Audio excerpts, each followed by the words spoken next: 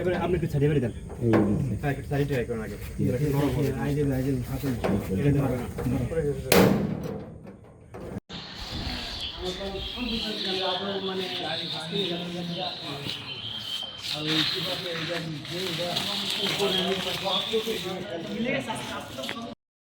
আপনারা জানেন যে আমাদের সাবেক গৃহমন্ত্রী সাইফুজ্জামান চৌধুরীর বিরুদ্ধে মানি লন্ডারিংয়ের অভিযোগে দুদকের একটি অনুসন্ধান চলমান।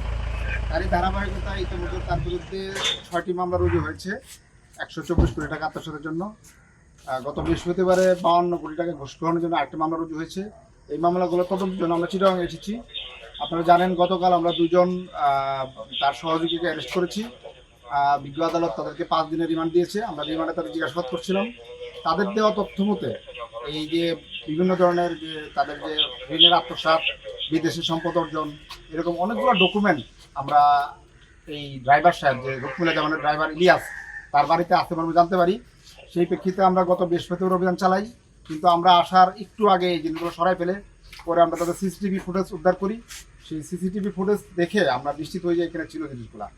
তারপরে আমরা গতকালকেও এসেছিলাম, কিন্তু আমরা জিনিসগুলো এক্স্যাক্টলি কোথায় আছে আইডেন্টিফাই করতে পারি নাই।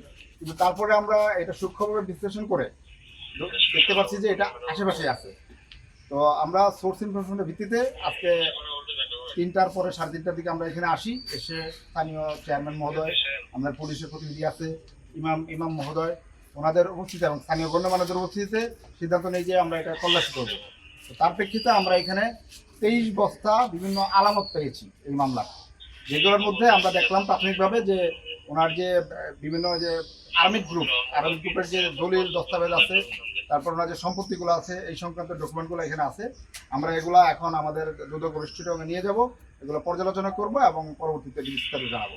আমরা গতকালকে লোকমুখে শুনেছি, মানে গতকাল যে সময় বিকেলে লোকমুখে শুনেছি যেখানে প্রচুর পরিমাণে বস্তাভর্তি টাকা আসছে, $US পর্যন্ত আসছে, এই ধরনের কিছু তথ্য পেয়েছে। আপনারা কি এরকম কিছু পেয়েছেন কিনা ডকুমেন্ট? না, আপনারা দেখছেন আমরা যখন এটা ভাঙার সিদ্ধান্ত নেই, এখানে সবাই স্থানীয় গণ্যমান্য প্রায় 30-40 জন লোক উপস্থিত ছিলেন। আমাদের চেয়ারম্যান মধ্যে ছিলেন, পুলিশ ছিলেন।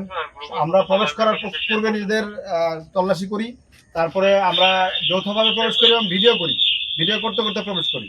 তারপরে দেখা গেল যে ওখানে কিছু ছালার বস্তা, যেটা চাউলের বস্তা, এগুলোর মধ্যে বিভিন্ন ফাইল আছে। এখানে কোনো টাকা পয়সা আমরা পাইনি। আমরা এই ফাইলগুলো পর্যালোচনা করে দেখি এখানে কি আছে, সেটা আমরা পরবর্তীতে। আপনাদের অভিযান কি আজকের মতো এখানে শেষ হয়ে যাবে নাকি পরবর্তীতে তদন্ত সাপেক্ষে আবার? আমাদের অভিযান অব্যাহত থাকবে। যেখানে যে ধরনের তথ্য পাওয়া যাবে, রেকর্ড পাওয়া যাবে, আমরা আইনের প্রতি লয়াল। আমরা আইন অনুযায়ী যেখানে যে ধরনের আলামত পাওয়া যাবে সেটার দিকে আমরা ধাবিত হব। আপনাদের যে টার্গেট ছিল, মানে যেসব জিনিস এখানে আনা হয়েছে, এই ধরনের আপনাদের তো একটা আলামত ছিল, সেগুলো কি পেয়েছেন মনে হচ্ছে নাকি আরো কিছু? এখনো তো বস্তা বন্দি করা, আমরা এখনো দেখতে পারি না। আমরা শুধু 23টা বস্তা পেয়েছি। এই বস্তার ভিতরে কি আছে আমরা অফিসে গিয়ে পর্যালোচনা করবো, তারপর বিস্তারিত। আজকে কি এগুলো ছাড়া কাউকে আটক করা হয়েছে?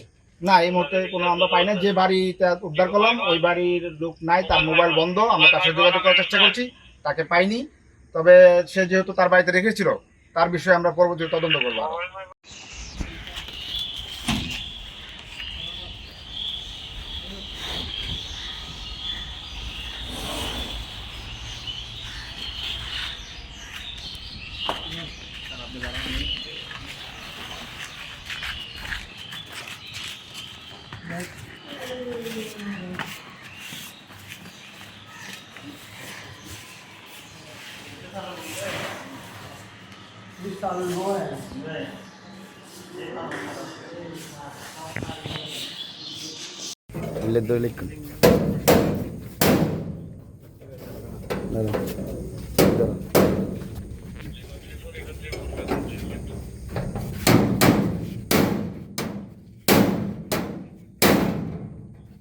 একজন ধরেন না, একজন এগুলো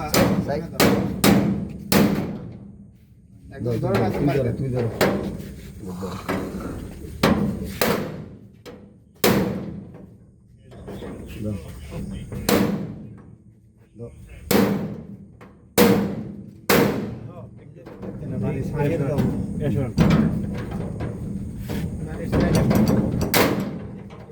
এবারে আপনি একটু ছাড়িয়ে দেন একটু ছাড়িয়ে ট্রাই করুন আগে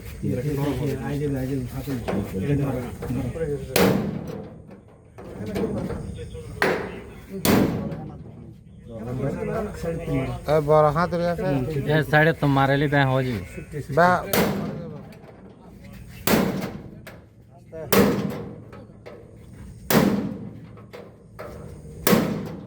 पूरा बारे दे मारो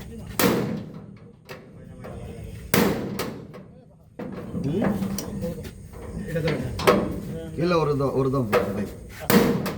दोना दोना इधर दोना ಮೆಕ್ದು ಹೊತ್ತು ಬೇ सीधे